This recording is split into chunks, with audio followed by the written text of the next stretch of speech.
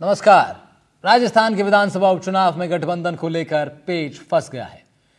पिछले लोकसभा चुनाव में कांग्रेस और उसके सहयोगी दलों का इंडी गठबंधन हुआ था, लेकिन अब की बार राज्य के उपचुनाव में अब तक गठबंधन नहीं हो सका है। कांग्रेस सभी 7 सीटों पर चुनाव लड़ने की तैयारी में दिख रही है।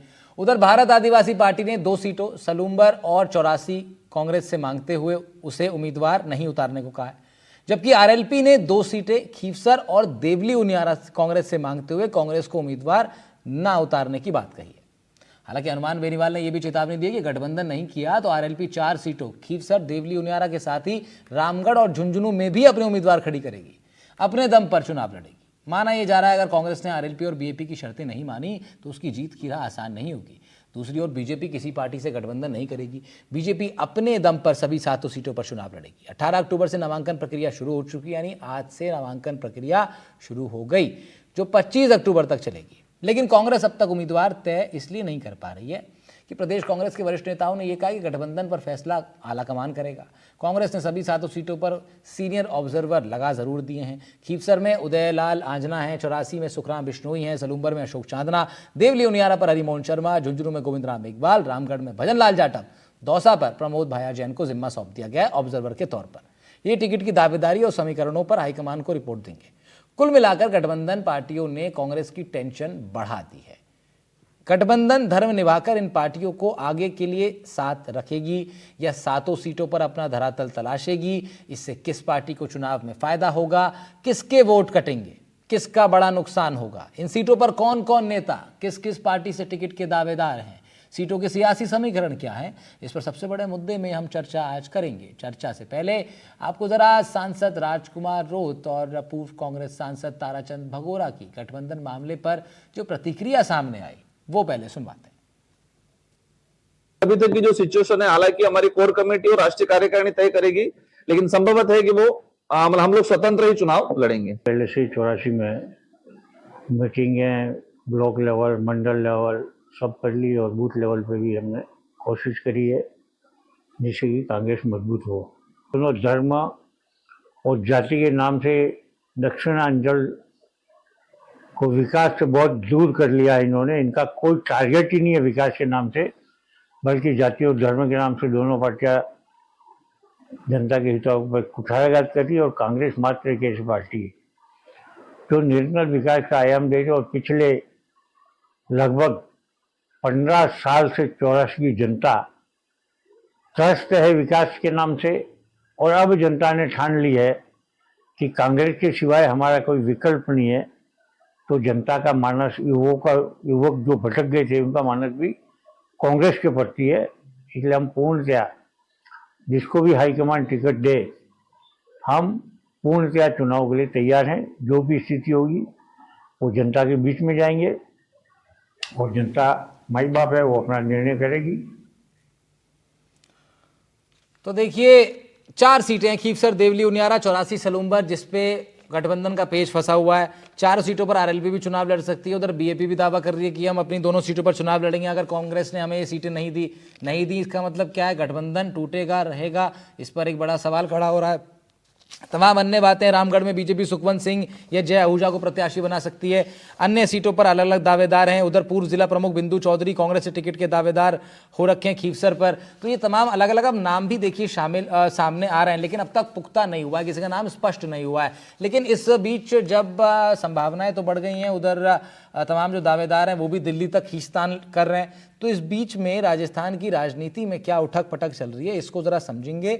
भारतीय जनता पार्टी की तरफ से पक्ष रखेंगे चेतन राज पुरोहित जी, कांग्रेस की तरफ से पौरुष भारद्वाज, और बीएपी जितेंद्र मीना हमारे साथ जुड़ रहे हैं, राष्ट्रीय प्रवक्ता हैं बीएपी के।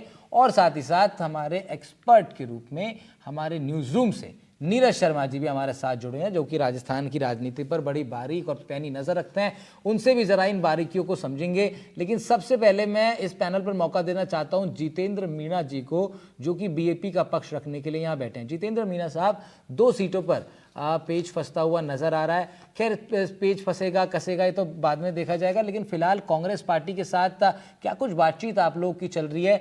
क्या तालमेल बैठ रहा है? पहले से क्या बात हुई थी? कांग्रेस अब क्या स्टैंड ले रही है और आप लोग का क्या स्टैंड है इन उपचुनावों पर?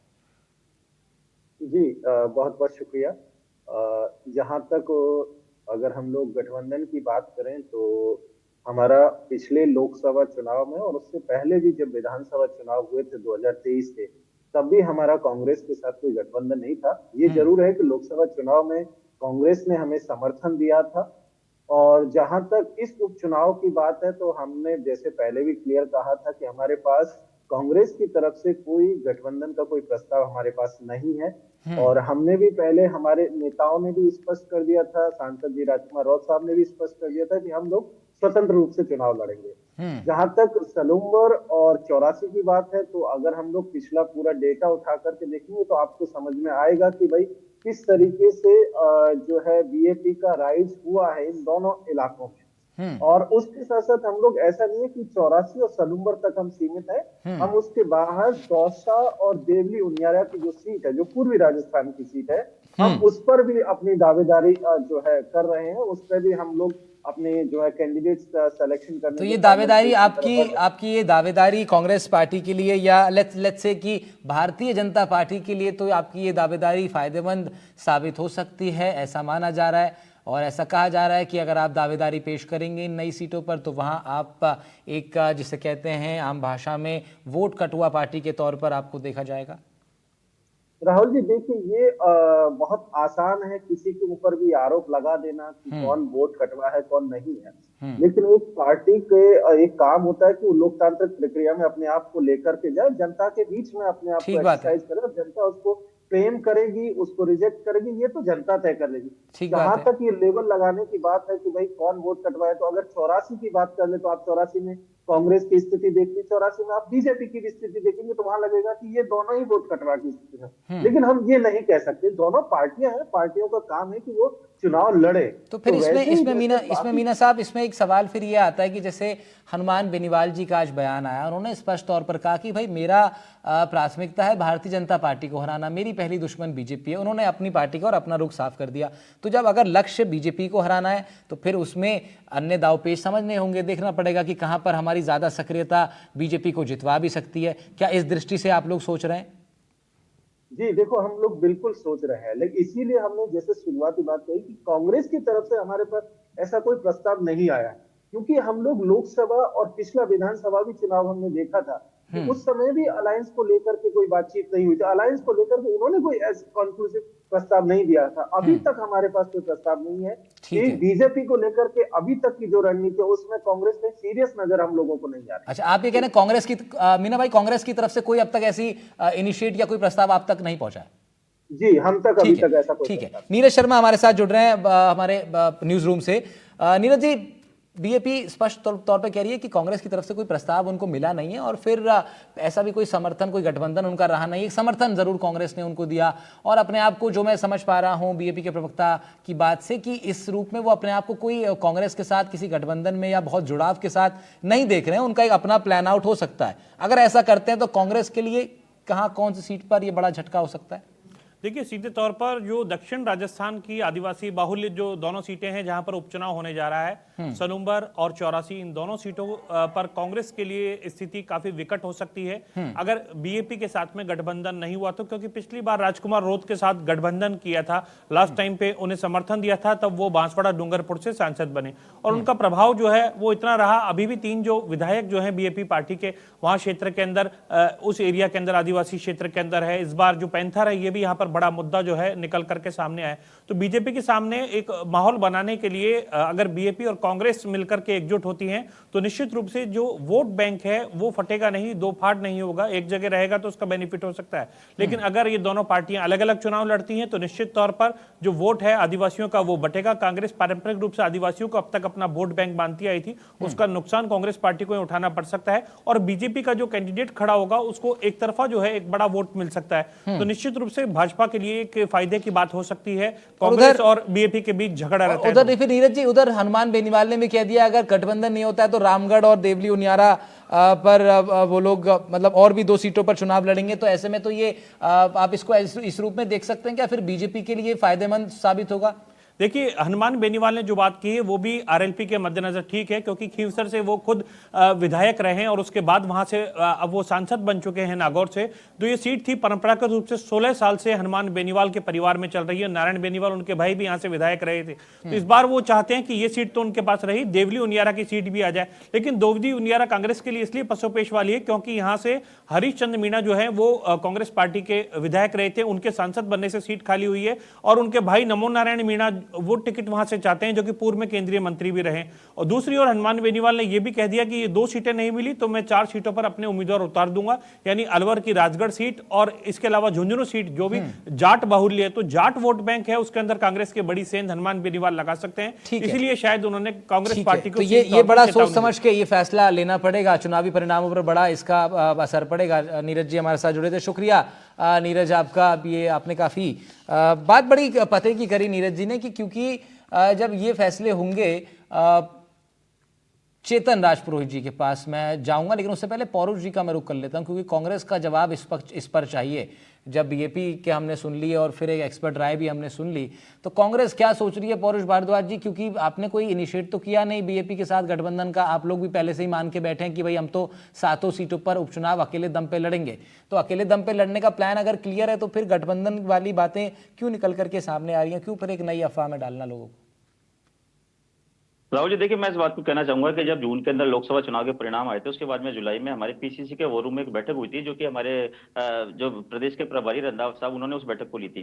उसके अंदर उस समय स्थिति ये थी कि 7 में से 5 विधानसभा क्षेत्रों में लोकसभा की वजह से जो है चुनाव होने थे, 2 जो स्वर्गवास की जो सीटें खाली हुई उस समय यह स्थिति नहीं थी। तो उस समय हमारे द्वारा इन चुनाव की तैयारी शुरू कर दी गई थी। झुंझुनू में हमारे द्वारा ब्रजेंद्र वाला एमपी को उसका कमेटी का अध्यक्ष बनाया था, दौसा में मुरारीलाल मीणा जी को बनाया था, उनियारा में हरीश मीणा जी को बनाया था, खीवसर में जाकिर हुसैन जी को बनाया था, 84 डूंगरगढ़ में रतन देवासी जी को बनाया था। तो ये बात तो मैंने आपसे बात की अपनी पार्टी की तैयारी की। उसके बाद में फिर पिछली 19 सितंबर को एक अलग से बैठक हुई जिसमें बाकी 2 सीटों की और इन 5 सीटों की भी तैयारी के बारे में चर्चा की गई। परंतु देखिए, मैं इस बात को कहना चाहूंगा कि ये जो चुनाव है इसको हमें जैसे क्रिकेट के अंदर होता है कि एक तो हम जो टीम इंडिया के बतौर खेलते हैं, एक हमें ना रणजी के अंदर मैच खेलते हैं, उसके अंदर जो खिलाड़ी टीम इंडिया के होते हैं वो आमने सामने होते हैं, कई बार प्रैक्टिस मैच खेलते हैं जो आमने सामने भी खेलते हैं। तो निश्चित तौर पर गठबंधन की जो बात है वो हमें इसकी गंभीरता भी देखनी होगी इस चुनाव की, कि हमें इस चुनाव को खाली प्रैक्टिस मैच के तौर पर लेना है, हमें इसको सीरियस तौर पर लेना है। यदि हमें निश्चित तौर पे भारतीय जनता पार्टी के खिलाफ जिस प्रकार से प्रदेश में वातावरण बना हुआ है, प्रदेश में हवा बनी हुई है कि यहाँ पे भारतीय जनता पार्टी की सरकार जिन जिन मुद्दों पे आई, चाहे वो कानून व्यवस्था का मामला हो, चाहे वो किसानों को मुआवजा देने का मामला हो, चाहे वो बिजली पानी नौकरी या जो भी मुद्दे थे,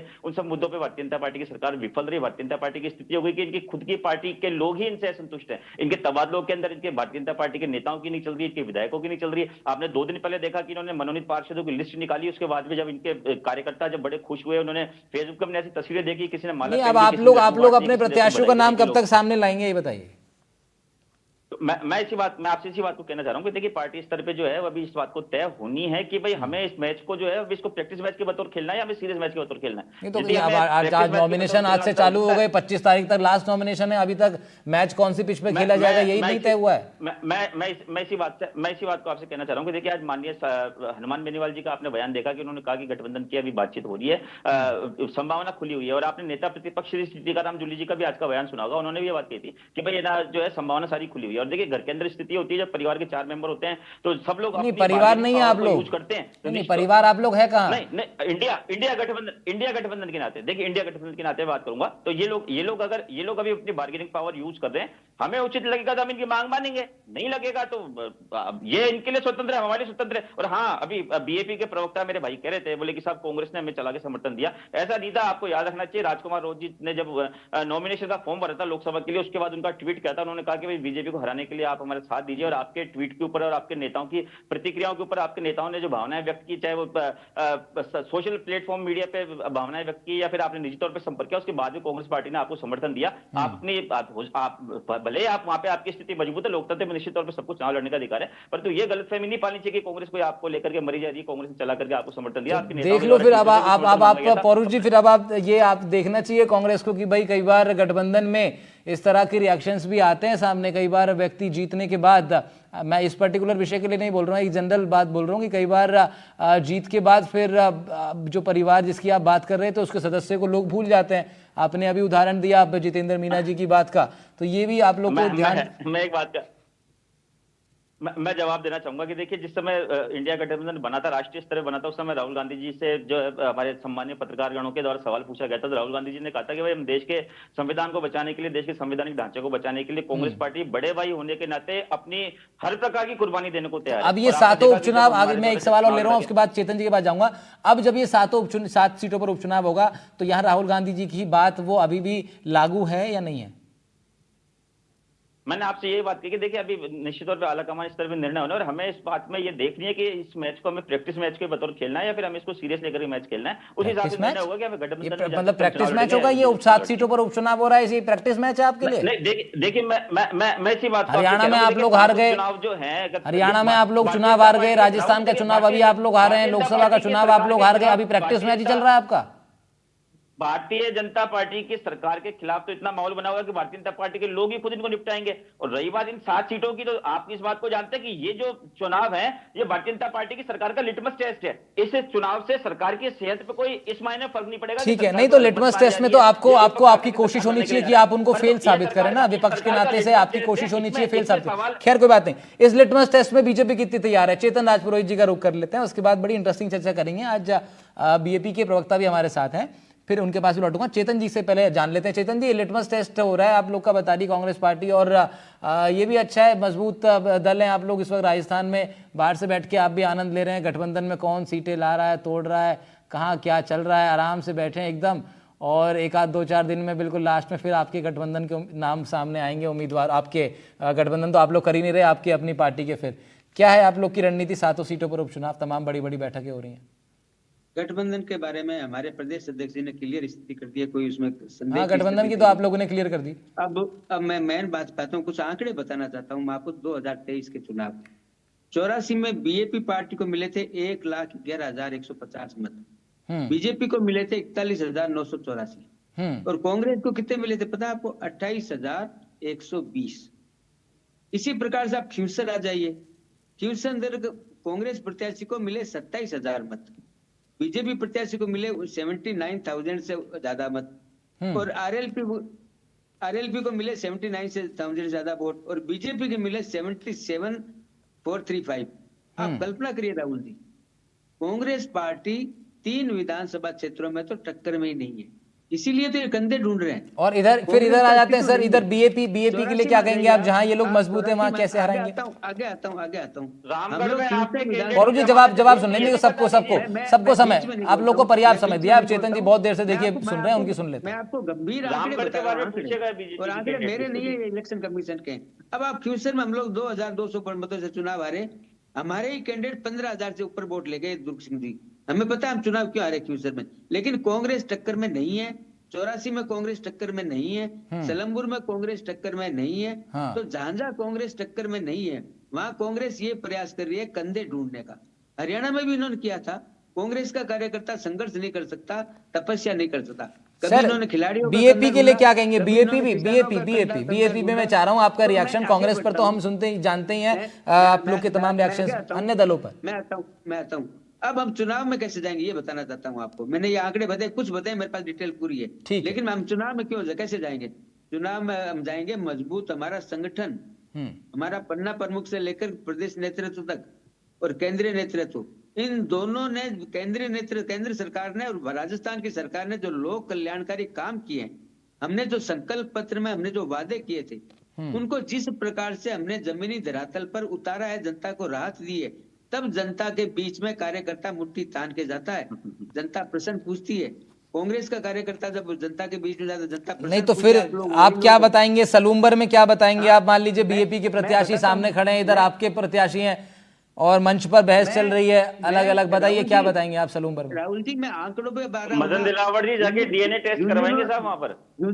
झुंझुनू के अंदर हमारे राजेंद्र जी बाम्बू 51,000 मत ले गए 2023 के चुनाव में।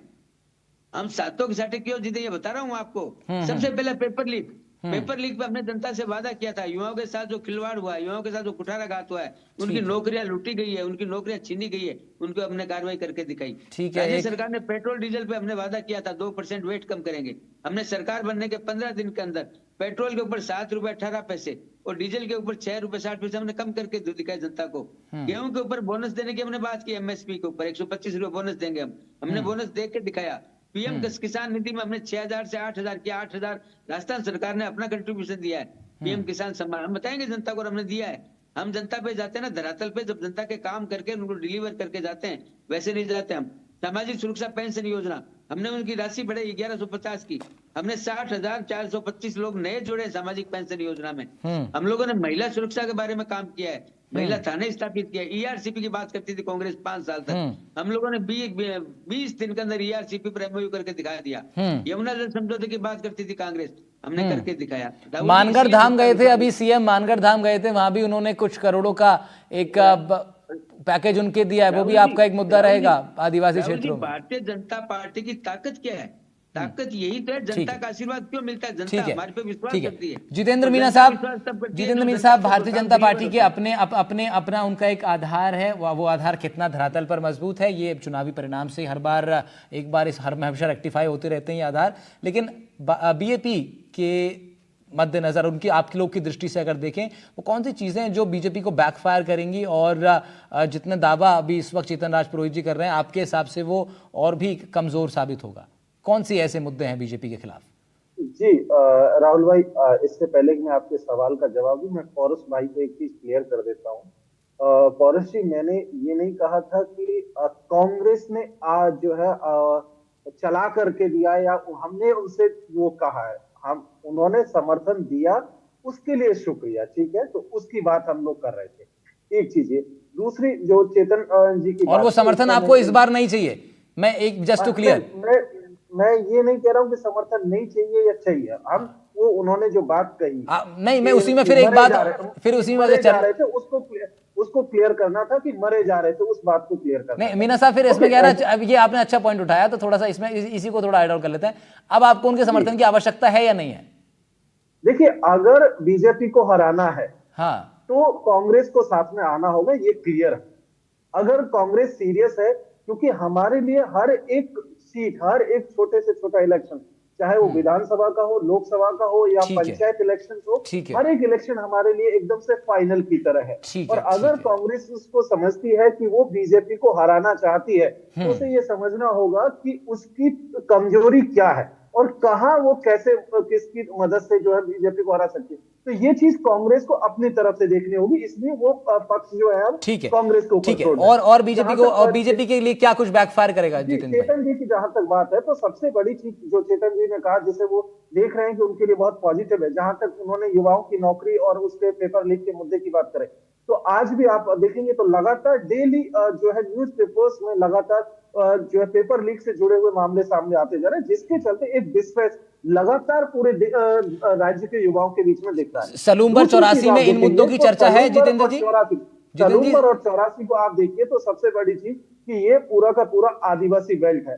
इन दोनों बेल्टों में आप देखेंगे तो पता चलेगा कि लगातार आदिवासियों के ऊपर अटैक जो है बड़े हैं। पिछले जब से बीजेपी की सरकार आई है, आप पिछले दिनों देख लीजिए कि एक जो है दलित समाज के व्यक्ति को जो है घर में बैठे एक टीचर को जो है जाकर के काट दिया गया, और उसके बाद से लेकर तमाम आज तक देख लीजिए, और लगातार अटैक्स आदिवासियों के ऊपर बढ़े हैं, वो चाहे 84 का मामला हो और चाहे जो है सलूम्बर का मामला हो। दूसरी चीज आप देखिए कि पिछले दिनों जो ट्रांसफर पोस्टिंग का एक मुद्दा तो दौसा में तो जो है हाईलाइट हो गया, लेकिन आप देखेंगे तो पता चलेगा कि आदिवासी इलाका, खास करके टीएसपी इलाके के जो लोग थे, जिनका ट्रांसफर टीएसपी के किसी हिस्से में होना था, लेकिन तमाम कर्मचारियों को पिछले दिनों में किसी को कोटा भेज दिया गया, किसी को टीएसपी के बाहर, आप देखेंगे पता चलेगा अलवर तक ट्रांसफर कर दिए गए टीएसपी के लोगों को। और ये और उसमें सारे के सारे आप पूरी चिट्ठी पढ़ेंगे तो पता चलेगा सारे के सारे भील है, भीलों के अलावा किसी दूसरे का ट्रांसफर नहीं हुआ है।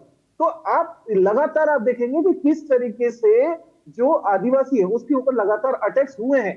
तीसरी चीज आप देख लीजिए सलूम्बर का मसला। एक सेकंड जितेंद्र जी, एक सेकंड रोक रहा हूं, बस एक सेकंड रोक रहा हूं आपको, बस जितेंद्र एक सेकंड। चेतन जी, एक तरफ ये भी एक नैरेटिव देखिए बीएपी सेट करने की कोशिश में है कि भाई भारतीय जनता पार्टी की सरकार आने के बाद आदिवासी लोग समुदाय पर जो इस तरह के गैर कानूनी हिंसात्मक घटनाएं हैं वो बढ़ी हैं, तो एक ये भी अगर ये सक्सेसफुल होते हैं तो ये भी आपको घातक साबित होगा। दूसरा, मदन दिलावर का जो बयान था, मदन दिलावर जी का जो बयान था डीएनए वाला, जो हमेशा आप लोग उसको जस्टिफाई करते रहे वो अलग अलग तरीके से पेश होता रहा, लेकिन जो भी पर्सपेक्टिव बना, चेतन जी आपको लगता है कि वो एक बड़ा रोल प्ले करेगा आपके वोट काटने में, कम करने में? आपको लगता है अभी भी उसका इम्पैक्ट है, आदिवासियों के हृदय में वो बात अभी घाव कर रही है?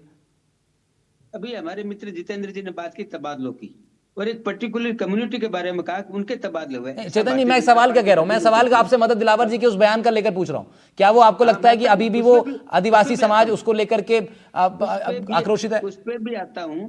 मदन दिलावर जी ने जो पूरी बात कही थी राहुल जी, उसको रखना चाहिए जनता के बीच में, चूज एंड पिकअप नहीं करना चाहिए। मदन दिलावर जी ने यह कहा था, आदिवासी समुदाय को मेरे लिए भगवान है, मेरे लिए श्रद्धेय है, मैं उनकी पूजा करता हूं, ये भी बोलना चाहिए साथ, पहली बात। दूसरी बात, हमारे मित्र ने अभी तबादलों की बात की। भारतीय जनता पार्टी कभी भी ऐसा काम नहीं करती है कि किसी द्वेष की भावना से काम करे, किसी समाज के द्वेष की भावना से काम करे, ऐसा कभी सोचती भी नहीं है। जो तबादले होते हैं प्रशासनिक सिस्टम के अंदर, जो तबादले होते हैं, चाहे किसी के भी हो, चाहे मेरा हो चाहे किसी का भी हो। दूसरी बात मैं कहना चाहता हूँ, आप देख पाएंगे कि किस तरीके से बीएपी पार्टी इंडिविजुअल टारगेट किए गए हैं लगातार, जो है जो भील समाज के जो कर्मचारी हैं या आदिवासी समाज के जो कर्मचारी हैं, उनको लगातार टारगेट किया गया है। और इसके अलावा जो सामान्य लोग थे उनके ऊपर भी लगातार आदिवासी मामले बढ़े भारतीय हैं। जनता पार्टी का मुकाबला करने के लिए हमें दोनों को मिलना होगा, ये इनकी मजबूरी है। ये स्थिति आरएलपी की और कांग्रेस की है।